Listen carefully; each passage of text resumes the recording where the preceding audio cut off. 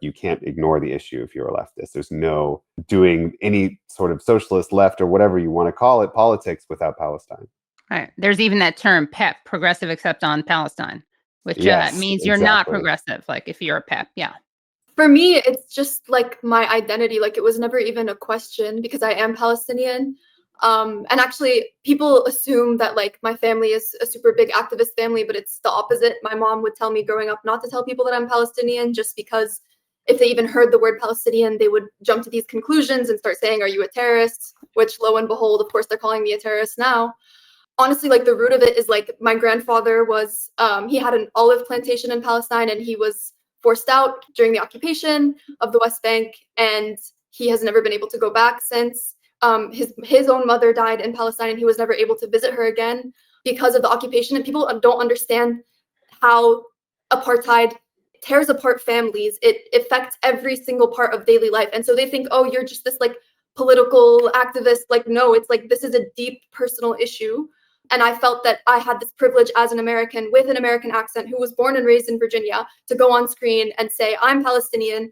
You see me as like, I look like just like you. I sound like you. Why can't you see that like I easily could have been them and they easily could have been us? It's like just because this genocide isn't currently affecting you doesn't mean it's not going to, doesn't mean that you can just turn away and say whatever you want about these people.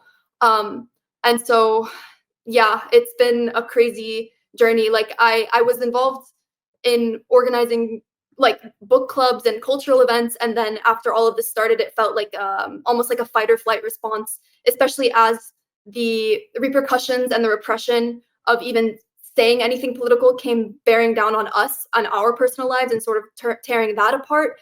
No time for grief. And it just kept getting bigger and bigger. Like I'd never organized or a protest before any of this started. And now my life has completely turned upside down. But despite all of the repercussions, I don't regret a single second of it. Every time I open my phone and I see videos of beheaded babies, of medical workers being lined up and executed, of hospital workers getting kidnapped, and then my own friend getting kidnapped, like there's nothing that they could possibly do to me that would make me regret my advocacy.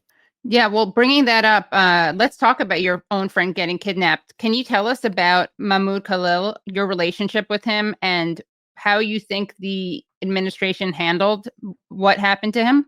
Yeah. So I met Mahmoud shortly after all of this began. So it's been around 1.5 years that I've known him.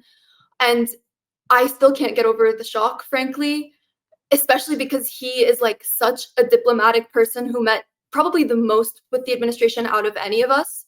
And so they're very familiar with his personality, his kind-heartedness, his ideals and beliefs and convictions, and they still can't even say his name.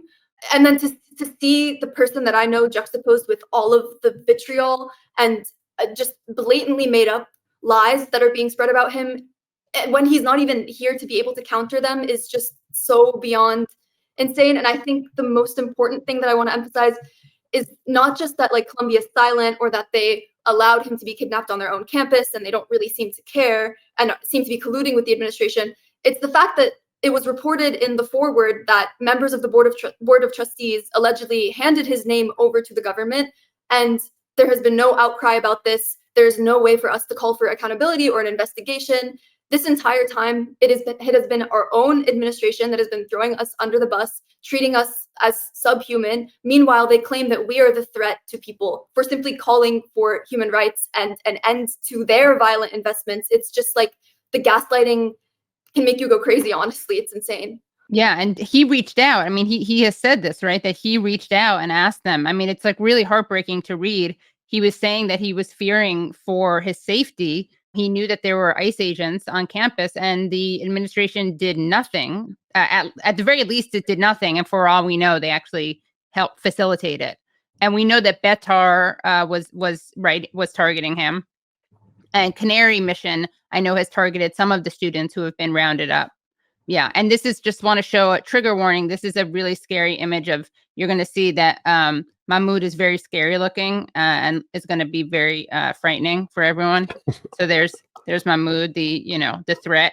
And it's really, what's so insane is that seeing these idiots like Marco Rubio, he literally said on one of the Sunday morning shows, well, he's a negotiator. That's a crime in itself. Like, this is someone who's, as you said, diplomatic enough that the students and the administration were like, okay, you're an appropriate person to be going back and forth. And they're pretending like he's this scary, threatening character. And obviously, if he was that, either that means that Columbia is really stupid and they put a scary, threatening character, chose him to be a negotiator, or what we all know to be the truth, which is that they're lying about him. Rubio's lying and everyone else is lying about him. Yeah. Well, Grant, did you want to say something? I saw you look like Yeah, I mean, I'll just add that this is sort of Columbia's playbook, is that they aren't helping anybody affected by any of these things. Ranjani, one of our workers who fled the country after they were, had ICE come to their door. The administration was at first, very concerned, or like, don't worry, like your visa status will be fine. I'm sure it's just a mix-up. But as soon as they learned that actually ICE was at the door and that it was the administration that wanted them, they just totally went along with it. In fact, they sent a member of staff to go and check up on them at their home, not to be like, hey, are you okay? But to make sure that they knew that they were being evicted. It's crazy.